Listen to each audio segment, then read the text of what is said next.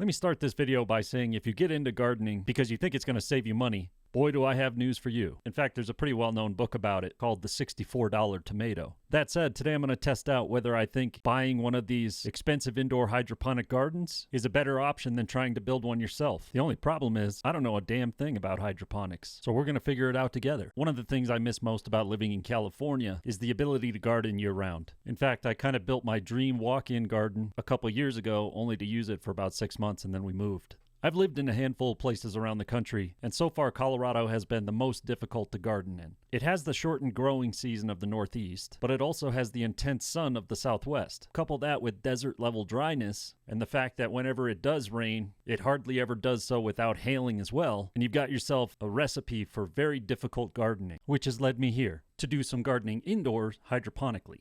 So after striking out at all the other big box stores, my son and I made a last-ditch effort to IKEA, and we found this metal base cabinet that will probably work perfectly in the as-is section. And then I tried to find a shelving unit that would work for the top, and I found this little plastic one at Home Depot, but it kind of wasted a lot of space and didn't fill up the whole cabinet size, so I couldn't plant very much. I was also afraid that it'd be too heavy, loaded up with water. I decided it'd be better if I just built something from scratch, so I designed a multi-shelf system that would just go right over the top of this base cabinet using some angle iron. And I'm always looking for projects to use my welder, so I busted that out and start welding it up. Now the thing about this garden is that I'm keeping it basically in the kitchen, so I want it to be somewhat aesthetically pleasing. And the biggest issue I had with a lot of the hydroponic gardens is they didn't really fit the look that I was going for. The one that was closest is the Rise Garden, and that one is quite expensive. So since it most closely matches the look that I'm going for, that's the one that I'm going to be comparing my pricing to see if I can actually make one cheaper or not. And so far with the base cabinet plus the metal,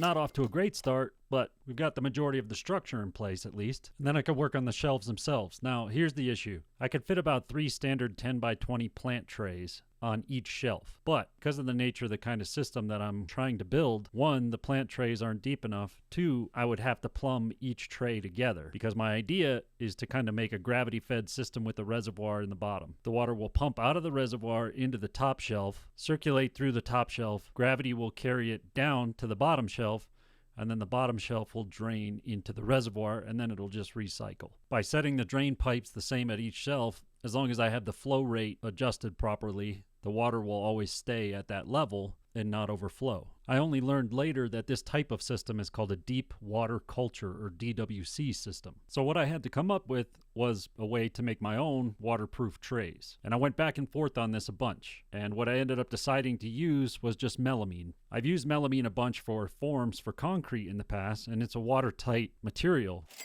It's basically plastic covered chipboard. But the problem is when you cut it, while the coating itself is waterproof, the chipboard underneath soaks up water like a sponge. So I had to be really careful to make sure that I waterproofed it really well, just basically covered in silicone. And I thought that if I added some dividers inside of it, it would kind of direct the water in a flow, and also it would give me a surface so that I didn't have one big sheet of plastic on the top that I thought would sag in the middle once the plants started growing on it. It would give me a little bit more support for top frame. I wanted to add a second layer of waterproofing, and this ended up being a big waste of time, but I decided to try and line the inside of the tray with some thicker plastic, but I couldn't end up sealing it and getting it watertight, so I had to move on to another idea, and that idea was to use some acrylic sheets, which I had a handful of that are usually used for my Glowforge, but if you add in the cost of these, it really jumps the price tag up on this system. Now, for some reason, and if I were to do this again, which I may end up evolving these shelves at some point, I never thought of using fiberglass this whole time.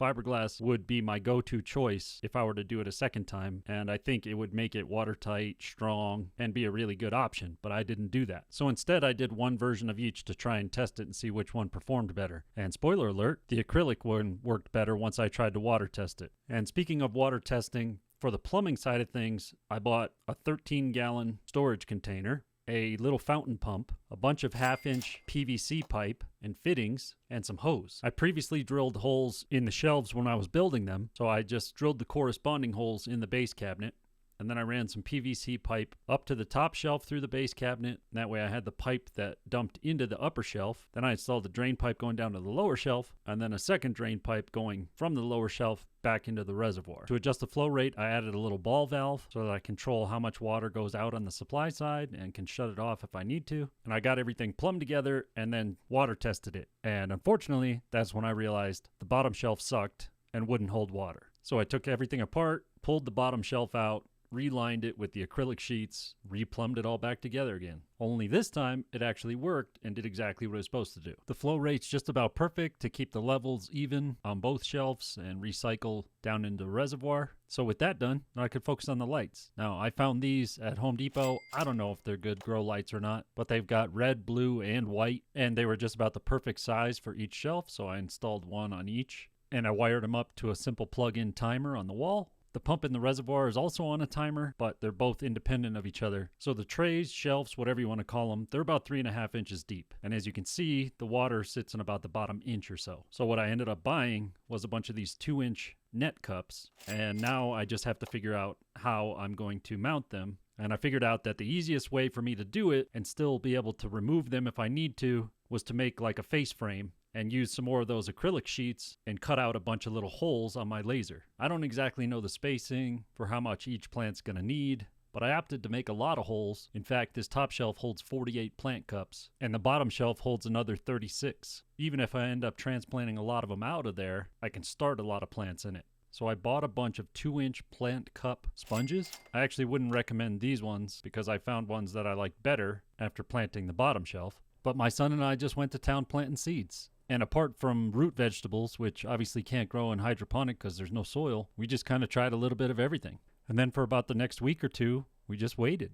And then after about 10 days or so, we started seeing sprouts, which was pretty encouraging. But the encouragement didn't really last that long once I realized that they had sprouted, but they weren't really growing. And that's when I started researching all the fun science about hydroponic pH and total dissolved solid count. So I ended up buying a couple cheap meters off of Amazon that could help me figure out the pH and the nutrient level of the solution. And what I found was that most plants like a pH of around 5.5 to 6.5, and my water is closer to 8.5. So the plants weren't really uptaking nutrients. So after using about every organic option I could find to try and bring down the pH, including lemon juice and vinegar and all that stuff, I finally broke down and bought a pH down solution and was finally able to get the pH under control. So after about 2 weeks, I changed the water and made a better nutrient solution that had a pH that the plants could enjoy. But if you thought I was done spending money, well, you were wrong about that. I also found out that the roots need to be oxygenated really well. So I bought an air pump,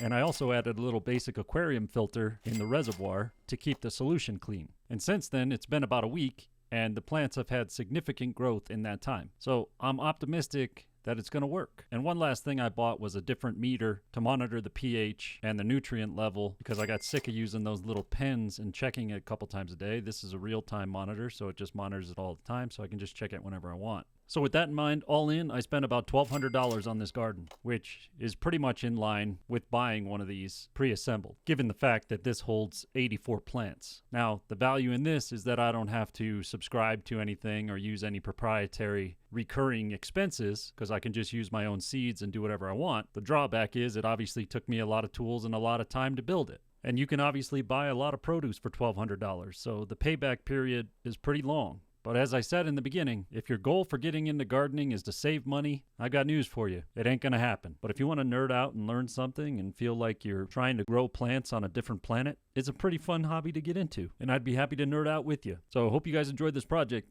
I'll catch you on the next one.